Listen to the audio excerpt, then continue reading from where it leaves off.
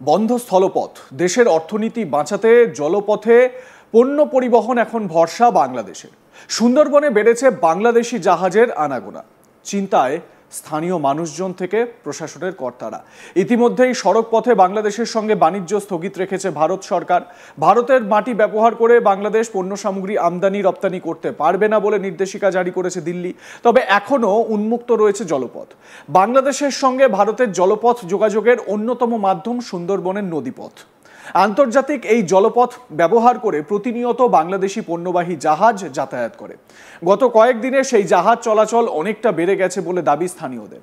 এই পণ্য আমদানি বা রপ্তানির কারণে জাহাজের পরিমাণ বৃদ্ধির কারণে এলাকার নিরাপত্তা নিয়ে শঙ্কিত সুন্দরবনের মানুষজন। পাশাপাশি অতিরিক্ত জাহাজ চলাচলের কারণে নদী বাঁধ ক্ষতিগ্রস্ত হচ্ছে বলেও দাবি প্রশাসনের আধিকারিকদের। এছাড়াও যে এই জাহাজ চলাচল বৃদ্ধির কারণে জল দূষণ থেকে শুরু করে জলজ প্রাণীদের মৃত্যু বাস্তুতন্ত্রের উপর প্রভাব ফেলছে বলেও দাবি তাদের। ইতিমধ্যেই এই জলপথে পণ্যবাহী জাহাজ চলাচল বন্ধের জন্য আবেদন জানানো হয়েছে। স্বাভাবিকভাবে প্রশাসনের একটা চিন্তার বিষয় যে বাংলাদেশি জাহাজগুলো অনেক বেশি করে, পণ্যবাহী জাহাজগুলো বেশি করে এই এলাকায় চলে আসছে এবং কোথাও একটা মাথাচাড়া দিচ্ছে এই আশঙ্কা যে কোথাও কি অনুপ্রবেশকারী বা বাংলাদেশের যে জিহাদি গোষ্ঠী বা জিহাদি সংগঠনগুলো অ্যাক্টিভ রয়েছে সেই জিহাদি সংগঠনের সদস্যরা তারা কি নাশকতার ছক নিয়ে এখানে আসছে। এই বিষয়গুলো কোথাও না কোথাও স্থানীয়দের মধ্যে, প্রশাসনেও কিন্তু এই নিয়ে চর্চা হচ্ছে, আলোচনা হচ্ছে। সুন্দরবন ব্যাঘ্র প্রকল্পের deputy field director Jones Justin তিনি কি বলছেন এই প্রসঙ্গে, তার বক্তব্যটা শোনাই আপনাদের। সম্প্রতি বাংলাদেশের যে বর্ডার বন্ধ হয়ে গেছে, যার ফলে জলপথের উপর প্রেশার পড়েছে, জাহাজ প্রচুর পরিমাণে আসছে। তো এতে কি কি সমস্যা হচ্ছে? আপনারা কি জাহাজ বন্ধের জন্য বা এই জলপথ বন্ধের জন্য কোনো আবেদন জানিয়েছিলেন? এখন আমাদের সুন্দরবন এলাকায় থ্রু ইন্দো বাংলাদেশি প্রোটোকল ট্রিটি বলে একটা ট্রিটি আছে, তার মধ্যে অনেকগুলো জাহাজ ইন্ডিয়া আর বাংলাদেশের মধ্যে ট্রেড করার জন্য যাতায়াত করে। ওর নাম্বার আস্তে আস্তে বাড়তেই থাকছে। ও বড় বড় জাহাজ এত ছোট নদীতে যাওয়ার জন্য অনেকগুলো সমস্যা আমরা ফিল করছি। ও প্রথম সমস্যা আছে আমাদের যে নদীগুলোতে ও জাহাজগুলো যায় ওখানে এমব্যাঙ্কমেন্ট আর যে আমাদের ফরেস্ট এলাকার যে গাছগুলো আছে ওখানে এরোশন অনেকটা বেড়ে যাচ্ছে। এর জন্য অনেকটা ল্যান্ড আমরা লস করছি। এছাড়া ওই এলাকাতে ওই নদীতে যে ডলফিন বা বড় অ্যাকোয়াটিক অ্যানিমালসগুলো আছে ওর ডেথ কেসেস অনেকটা বেশি আছে বাকি জায়গাতে কম্পেয়ার করলে। ও প্রপেলারের বা ও যাওয়ার সময় ওর সাথে ধাক্কা খেয়ে ও অনেকগুলো মারা যাচ্ছে, এটা একটা সমস্যা আছে। আর যে নদীতে ওনারা যায় ওখানে মাছ ধরতে পারবে না বা অন্য কিছু কাজ করতে পারবে না। আর অনেক পলিউশন হয়, ডিজেল পলিউশন। তার থেকে ও ফ্লাই অ্যাশ এখান থেকে বেশি করে বাংলাদেশ দিকে নিয়ে যাওয়া হয়। ফ্লাই অ্যাশ যখন ও ক্যাপসাইজ হয়ে যায় সেই সময় ফ্লাই অ্যাশটা ইকোসিস্টেমের মধ্যে পুরো জুড়িয়ে যায়। ও ফ্লাই অ্যাশের অনেকটা মেরকুরি থাকে, এটা হেভি মেটাল পলিউশনের দিকেও অনেকটা সমস্যা করে। তো এগুলো কারণ করে আমরা এটাকে অন্যদিকে বা এর কোনো অল্টারনেটিভ থাকে ওই অল্টারনেটিভ জায়গাতে আমরা নিয়ে যাওয়ার জন্য চেষ্টা করছি। আপনারা কি এর জন্য কোনো মেল বা কিছু জানিয়েছেন গভর্নমেন্ট অফ ইন্ডিয়াকে? চেষ্টা করছি কি এটাকে আরেকটু অল্টারনেটিভ পাথ যদি থাকে ওই অল্টারনেটিভ জায়গাতে নিয়ে যাওয়ার জন্য আবেদনগুলো আমরা করেছি। পাশাপাশি এই পণ্য আমদানি বা রপ্তানির মাঝে যাতে কোনোভাবে সুন্দরবন এলাকায় কোনো রকম সন্ত্রাসী কার্যকলাপ বা অনুপ্রবেশকারী ঢুকতে না পারে, বাংলাদেশ থেকে যাতে এখানে প্রবেশ করতে না পারে সেদিকে নজর রাখছে পুলিশ ও বিএসএফ। তবে এদেশে বারবার বাংলাদেশি অনুপ্রবেশকারী ঢুকে পড়ায় চিন্তিত এলাকার মানুষ। বিএসএফের চোখ এড়িয়ে সম্প্রতি বারবার বাংলাদেশি অনুপ্রবেশ ঘটেছে এদেশে।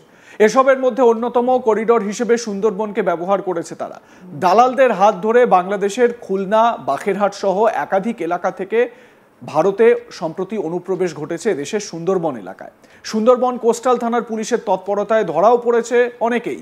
এই ধরনের অনুপ্রবেশ এদেশে না ঘটে সেদিকে কড়া নজর রাখছে পুলিশ প্রশাসনের কর্তারা। পাশাপাশি সুন্দরবনের জলপথ ব্যবহার করে কোনো জঙ্গি যাতে এদেশে ঢুকতে না পারে সে বিষয়ে নজর রাখছে পুলিশ ও গোয়েন্দা কর্তারা। জেলা পরিষদের উপাধ্যক্ষ অনিমেষ মণ্ডল এ প্রসঙ্গে কি বলেছেন শোনাবো। আজকের দিনে ভারতের পণ্য পরিবহনের ক্ষেত্রে ভারত বাংলাদেশের আমরা দেখলাম যে পণ্য পরিবহন সড়ক পরিবহনের মধ্য দিয়ে যে পণ্য যাতায়াত করত সেটা বন্ধ হয়ে গেছে এবং বর্তমানে নৌ পরিষেবার মধ্য দিয়ে অর্থাৎ জল পরিবহনের উপরে বাংলাদেশ ভারতবর্ষের যে যোগ চলা শুরু হয়েছে। সেখানে দেখা যাচ্ছে যে ভারত এবং বাংলাদেশের মধ্যে যে জাহাজ বা যে কার্গো শিল্পের মধ্য দিয়ে পণ্য পরিবহন হতো তার সংখ্যা দ্বিগুণ বা তিগুণ হয়ে গেছে এবং তার মধ্য দিয়ে যে আগামী দিনে ভারতবর্ষের কোনো অনুপ্রবেশ ঘটবে না বা নতুন করে কোনো ভারতবর্ষের সন্ত্রাসবাদী থেকে শুরু করে ভারতবর্ষের সম্পূর্ণরূপে নিরাপত্তা বিঘ্নিত হবে না, আমরা মনে করি যে এটা একটা আশঙ্কার কারণ এবং আগামী দিনে এটা সুন্দরবন সহ কোস্টাল এরিয়া সহ কলকাতা পড়তে একটা বিপজ্জনক পথ বা পদ্ধতি বলে মনে করি এবং এটা আমি বলবো সরকারকে খুব পর্যালোচনা করে সুন্দরভাবে ভাবতে যাতে আগামী দিন যেভাবে পণ্য পরিবহনের উপরে সড়ক পরিবহন বন্ধ করা হয়েছে সেভাবে এটাও বন্ধ করা হয়। যে পণ্য পরিবহন সড়ক পথ দিয়ে যেত সেই পণ্য পরিবহন আজকে বাংলাদেশ সীমান্তে, বাংলাদেশ ভারতবর্ষ সীমান্তে বিশেষ করে পশ্চিমবঙ্গের মধ্য দিয়ে জলপথের মধ্য দিয়ে বাংলাদেশের সমগ্র পণ্যগুলো যাতায়াত করছে এবং যে কারণে যাতায়াতের সংখ্যা অর্থাৎ কার্গো শিপের সংখ্যা অনেক বৃদ্ধি পেয়েছে। সেক্ষেত্রে দুটো জিনিসের উপর আমরা অনেক বেশি আতঙ্কিত।